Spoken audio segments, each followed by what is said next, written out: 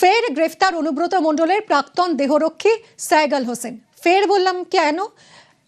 বললাম কারণ এর আগেও গরু পাচার মামলায় একবার গ্রেফতার হয়েছিল এই সাইগাল হোসেন। জামিনে মুক্ত ছিলেন তিনি। আর এবার টুলু মণ্ডল যোগে সাইগালের বাড়িতে তল্লাশি চালানো হয়। গতকাল সাইগাল হোসেনের বাড়িতে 800 গ্রাম সোনা উদ্ধার হয়, 12,84,000 টাকা নগদ উদ্ধার। শুধু তাই নয়, পাকিস্তান এবং আরবের কারেন্সিও পাওয়া গিয়েছে। 150টা দলিল উদ্ধার হয়েছে। আর এবার টুলু মণ্ডল যোগেই সাইগালের বোলপুরের বাড়িতে তল্লাশি এবং দীর্ঘ তল্লাশির পর গ্রেফতার অনুব্রতর প্রাক্তন রক্ষী। কথা বলবো ইন্দ্রজিৎ আমাদের প্রতিনিধির সঙ্গে। ইন্দ্রজিৎ, 7 দিনের পুলিশ হেফাজতে নির্দেশ দিয়েছে আদালত। গরু পাচার মামলায় জামিনে ছাড়া ছিলেন, তারপরেই কি টুলু মণ্ডলের সঙ্গে যোগসাজশ হয়েছিল সাইগাল হোসেনের? তদন্ত কতদূর এগোলো আর কি জানা যাচ্ছে? দেখো, একদম যেটা বলে রাখবো, গরু পাচার মামলায় জামিনের আগে থেকেই কিন্তু টুলু মণ্ডলের সঙ্গে সম্পর্ক ছিল এই সাইগাল হোসেনের। কারণ গরু পাচার মামলায় কিন্তু টুলু মণ্ডলকেও জিজ্ঞাসাবাদ করেছে সিবিআই এবং ইডি, এবং তারপর থেকে যখন তিনি জামিনে বেরিয়ে এলেন তারপর থেকে ঘনিষ্ঠতা আরও বাড়ে বলেই সন্দেহ করা হচ্ছে বা পুলিশের অনুমান।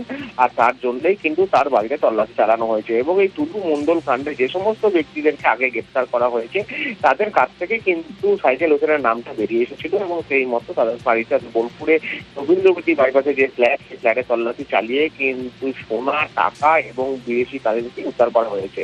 যেটা বলে রাখবো, টুলু মণ্ডলের যে সোনা উদ্ধার হয়েছিল অর্থাৎ মিনার মণ্ডলের বাড়ি থেকে, সেটাও কিন্তু দুবাই, মালয়েশিয়া বা সিঙ্গাপুর থেকে নিয়ে আসা হয়েছিল বলে ধারণা করা হয়েছিল।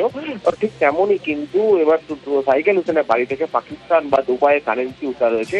অর্থাৎ টুলু মণ্ডলের সঙ্গে যোগসাজশ কিন্তু অনেকটাই এই যে প্রমাণ, এই যে বিদেশি কারেন্সি বা দুবাইয়ের কারেন্সি বা পাকিস্তানের কারেন্সি রয়েছে, এটা থেকে বোঝা যাচ্ছে। এবং পুলিশ কিন্তু এই তদন্ত ইতিমধ্যেই শুরু করেছে এবং সাইগাল হোসেনের কাছে বেশ কিছু দলিল উদ্ধার হয়েছে। বেশ কিছু বলাটা ভুল হবে, 100-র উপর 150টি কাছাকাছি দলিল উদ্ধার হয়েছে। এই সমস্ত দলিল বিভিন্ন ব্যক্তির নামে যেমন রয়েছে, তেমনই সাইগাল হোসেনের পরিবার বা সাইগাল হোসেনের নামেও রয়েছে। অর্থাৎ এক ব্যক্তির এত সম্পত্তি কিভাবে হতে পারে বা অন্য ব্যক্তির দলিল কেন তার বাড়িতে রয়েছে, সেই সমস্ত বিষয়গুলো নিয়েও কিন্তু পুলিশ তদন্ত শুরু করেছে।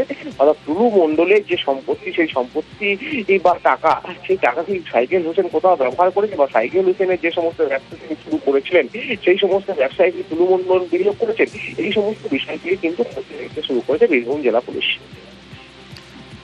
ধন্যবাদ ইন্দ্রজিৎ। মোহাম্মদ বাজার থানার যে কেস আছে অর্গানাইজ ক্রাইমের কেস, সেটার তদন্তের ক্ষেত্রে কিছু লিঙ্কেজ লিডস পাওয়া গেছিল, সেগুলোকে ওয়ার্কআউট করে ওনাকে জিজ্ঞাসাবাদ করা হয়েছিল, ওনার বাড়ির যে লোকগুলোকে। এন্ড জিজ্ঞাসাবাদে যখন সন্তোষভাবে কোনো সদুত্তর ওনারা দিতে পারেননি, ওদেরকে সাসপিসিয়াস ঘেরা করে বোঝা গেল। তারপরে ওনাদের বাড়িতে সার্চ করা গেল, ওখান থেকে কিছু ডকুমেন্টস এন্ড জিনিসগুলো পাওয়া গেছে, যেগুলো যে অর্গানাইজ ক্রাইমের সঙ্গে লিঙ্কেজ গুলোকে একটু প্রমাণ করছে। ওনাকে জিজ্ঞাসা করার পর অ্যারেস্ট করা হয়েছে। ইন্ডিয়ান কারেন্সি কিছু ক্যাশ টাকা ছিল, খুব অল্প পরিমাণে ফরেন কারেন্সি ছিল, আরব ও পাকিস্তানি কিছু কারেন্সি খুব অল্প সংখ্যা ছিল। সেটা আমরা ইনভেস্টিগেশন করে দেখছি কি আছে, কোথা থেকে এসছে, কেন এসছে, কি ব্যাপার। গতকাল দীর্ঘ তল্লাশির পর গ্রেফতার অনুব্রতর প্রাক্তন রক্ষী সাইগাল হোসেনকে 7 দিনের পুলিশ হেফাজতের নির্দেশ সিউড়ি আদালতের।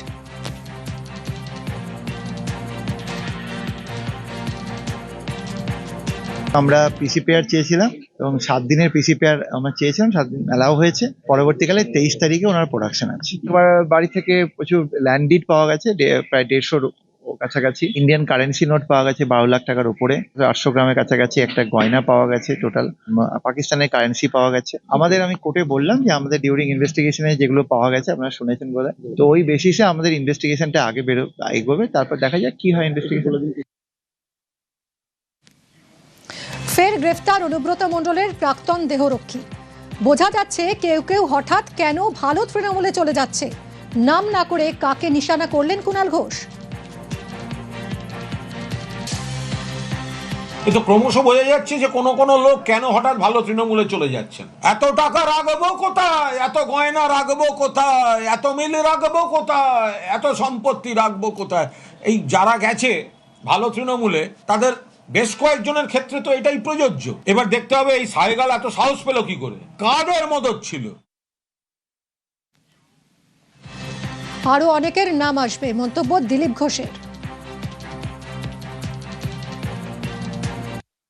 কিছু হ্যান্ডলার ছিল যারা এই ধরনের সমস্ত অনৈতিক কাজের সঙ্গে যুক্ত ছিল, চ্যানেল তৈরি করে দিয়েছিল, ওরাই অপারেট করতো, সবাইকে ভাগ দিত।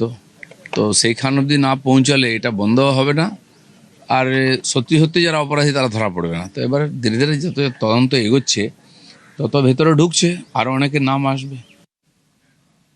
ডেবরা চাকরি দুর্নীতি মামলায় প্রাক্তন বিধায়ক সুজয় হাজরাকে আগেই গ্রেফতার করেছিল সিআইডি, আর এবার সুজয় হাজরাকে নিয়ে তার মেদিনীপুরের বাড়িতে গেলেন সিআইডি আধিকারিকরা। মেদিনীপুরে প্রাক্তন তৃণমূল বিধায়কের বাড়িতে সিআইডি। শোভনের সঙ্গে কথা বলবো। শোভন, আজ সুজয় হাজরাকে নিয়ে তার বাড়িতে গেল সিআইডি, তারপর কি হলো সেখানে?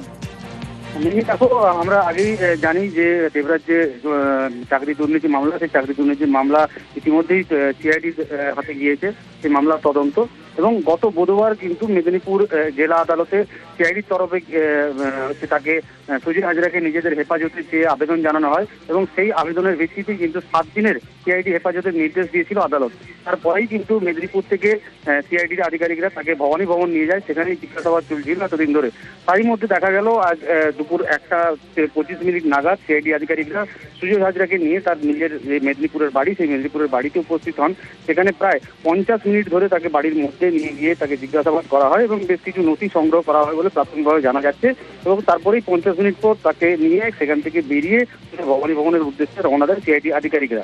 এ পর্যন্ত এটুকুই জানা গেছে, যদিও এই বাইরে কিছু সিআইডি আধিকারিকরা সেভাবে কোনো প্রতিক্রিয়া দেয়নি। পাশাপাশি কিন্তু সুজয় হাজরাকেও আমরা জিজ্ঞাসাবাদ করলেও তিনি কোনো মন্তব্য করতে চাননি এ বিষয়ে। ধন্যবাদ শোভন।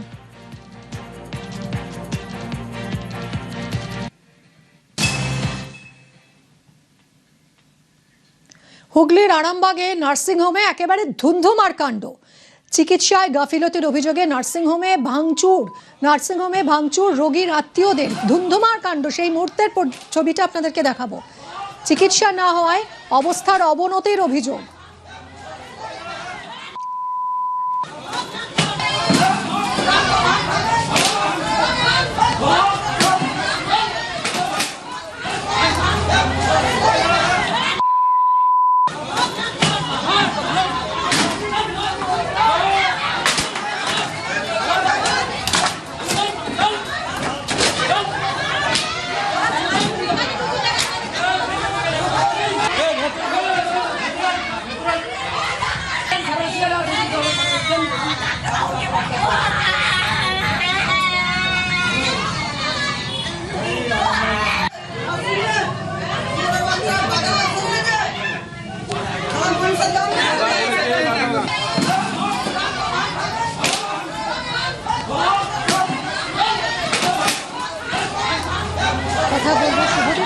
প্রতিনিধির সঙ্গে। শুভদেব, এরকম একটা পরিস্থিতি হলো কেন? রোগীর আত্মীয়রা এতটা রেগে গেলেন কেন? কি হয়েছিল, কি অভিযোগ তাদের? দেখো, গত 9 দিন আগে আরামবাগের আরান্ডি পঞ্চায়েতের এক কিশোরী, তাকে কীটনাশক খাওয়া অবস্থায় আরামবাগ শহরের বেসরকারি নার্সিংহোমে ভর্তি করা হয়েছিল।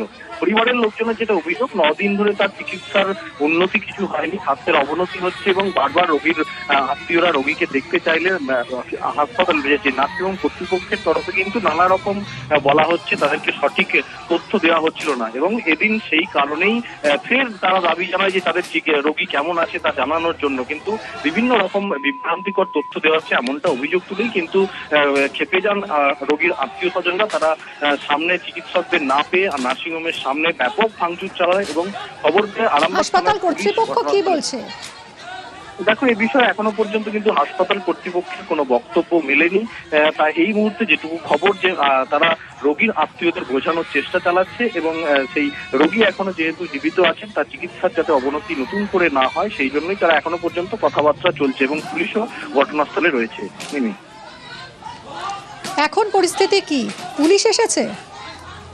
আরামবাগ থানার পুলিশ ঘটনার ভাঙচুরের খবর পেয়ে কিন্তু সঙ্গে সঙ্গে ঘটনাস্থলে পৌঁছায় এবং পুলিশের সামনেও কিন্তু ক্ষোভ বিক্ষোভ চলতে থাকে। আরামবাগ থানার আরো পুলিশ মোতায়েন করা হয় এবং পরিস্থিতি এই মুহূর্তে নিয়ন্ত্রণে রয়েছে।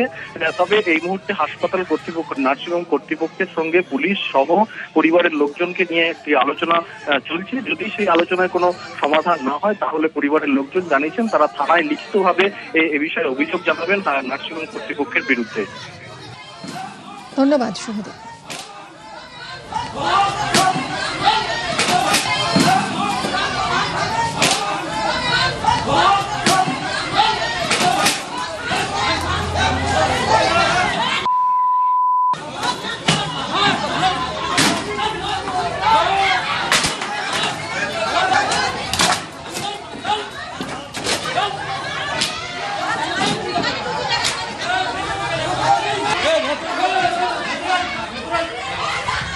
রবিবার দিন যে কথা বললো, তাহলে আজ থেকে 24 ঘন্টা হলে কথা বলে না কেন? আমাকে বলে যে ঘুমের ইঞ্জেকশন দিয়ে আছে। ডাক্তারবাবু, দুটো ডাক্তারকে পাঠান, আমাকে এসে বলে যায় যে ভুল চিকিৎসার জন্য এই দুর্ঘটনা ঘটে। একটা কিডনি যে নষ্ট হয় দিন লাগে, এরকম তো একটা সময় আছে। এখন বলছি কি আমরা আর কিছু বলতে পারছি না, মানে সিরিয়াস অবস্থা, মানে 8 ঘন্টা থেকে 1 ঘন্টা আমি এখান থেকে বের করবো না, যে উনাকে হাত দিয়ে দেবো না। উনি দেখে কোথেকে যোগাযোগ করবে, কি করবে, কোথেকে ডাক্তার নিয়ে আসবে, কি করে বাঁচাবে, আমার রুগী ফেরত চাই। দ্য গ্রেট ক্যালকাটা কিলিংসের ভয়াবহ স্মৃতিচারণা, নিহতদের প্রতি শ্রদ্ধা মুখ্যমন্ত্রী শুভেন্দু অধিকারীর। ভবিষ্যতে তোষণ বিভাজন বন্ধের ডাক মুখ্যমন্ত্রী। 1946-এর 16ই অগস্টের নজির দিয়ে সতর্ক বার্তা। ইতিহাসের কালো অধ্যায় দ্য গ্রেট ক্যালকাটা কিলিংস এক্সপোস্টে অতীতের ভুল থেকে শিক্ষা নেওয়ার বার্তা মুখ্যমন্ত্রী শুভেন্দু অধিকারীর।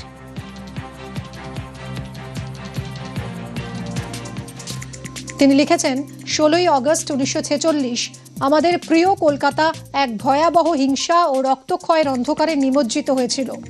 ইতিহাসে এই দিনটি ডাইরেক্ট অ্যাকশন ডে এবং দ্য গ্রেট ক্যালকাটা কিলিংস নামে এক কালো অধ্যায় হিসেবে চিরস্মরণীয় হয়ে রয়েছে। সেই সময় সাম্প্রদায়িক বিদ্বেষ ও হিংসার বলি হয়ে হাজার হাজার নিরীহ মানুষ প্রাণ হারিয়েছিলেন। সেই সমস্ত হতভাগ্য মানুষের স্মৃতির প্রতি আজ গভীর শ্রদ্ধা এবং শোক জ্ঞাপন করছি। তাঁদের যন্ত্রণা এবং সেই বিপুল প্রাণহানির কথা আমাদের কখনো ভুলে গেলে চলবে না। অতীতের ভুল থেকে শিক্ষা নিয়ে আমরা যেন প্রতিজ্ঞা করি ভবিষ্যতে আর কখনো সাম্প্রদায়িক বিদ্বেষ, বিভাজন ও তোষণের রাজনীতির ফলে মানবতার এমন ভয়াবহ বিপর্যয় ঘটতে দেব না। যারা সেই দুঃসহ দিনগুলিতে প্রাণ হারিয়েছিলেন তাঁদের সকলের প্রতি বিনম্র শ্রদ্ধা। এক্স হ্যান্ডেলে পোস্ট মুখ্যমন্ত্রীর।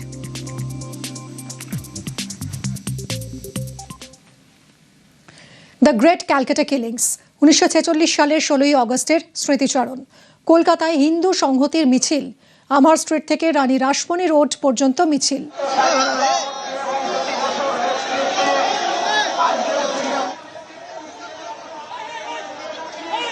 কথা বলবো ভেঙ্কটেশ্বর আমাদের প্রতিনিধির সঙ্গে। Venkateshwar, the great Calcutta killings, সেই ভয়াবহ ঘটনার স্মৃতিচারণ করে এই মিছিল থেকে কি বার্তা দেওয়া হলো?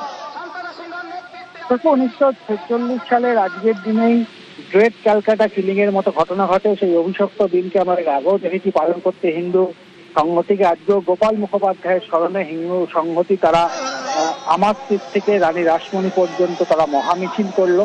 এবং সেই সময় গোপাল মুখোপাধ্যায় যেভাবে হিন্দুদের রক্ষাকর্তা হয়ে দাঁড়িয়েছিলেন, তিনি একেবারে প্রতিরোধ করেছিলেন। সেই জায়গা থেকেই গোপাল মুখোপাধ্যায়ের স্মরণেই আজকে তারা মহামিছিল করলো। এবং মিছিল থেকে একদিকে যেমন আগামী দিনে এই ধরনের ঘটনা যাতে না ঘটে এবং গোপাল মুখোপাধ্যায়ের নামে যাতে কলকাতায় একটি আবক্ষ মূর্তি প্রতিস্থাপন করা হয়, সেই বিষয়েও কিন্তু আজকে এই মিছিল থেকে তারা দাবি তুলেছেন। অন্যদিকে তুমি জানো যে মুখ্যমন্ত্রী শুভেন্দু অধিকারীর নির্দেশে ইতিমধ্যেই ফক্সটার্কাস এলাকার সুরাবর্দী অ্যাভিনিউয়ের নাম পরিবর্তন করে গোপাল মুখোপাধ্যায়ের নামকরণে ইতিমধ্যে সেই রাস্তা চিহ্নিত হয়েছে। সেটাকেও হিন্দু সংহতির যারা কর্মকর্তা রয়েছেন তারা মুখ্যমন্ত্রীকে সাধুবাদ জানিয়েছেন। এবং গোপাল মুখোপাধ্যায় স্মরণে হিন্দু সংহতির আজকের যে মহামিছিল, সেই মিছিল থেকে একেবারে হিন্দুদের এক হওয়ার যেমন বার্তা দেওয়া হয়েছে, পাশাপাশি আগামী দিনেও গোপাল মুখোপাধ্যায়ের স্মরণে তারা নানান কর্মসূচি পালন করবে সেই বিষয়টাও কিন্তু আজকে মিছিল থেকে তারা বার্তা দিয়েছেন। ধন্যবাদ।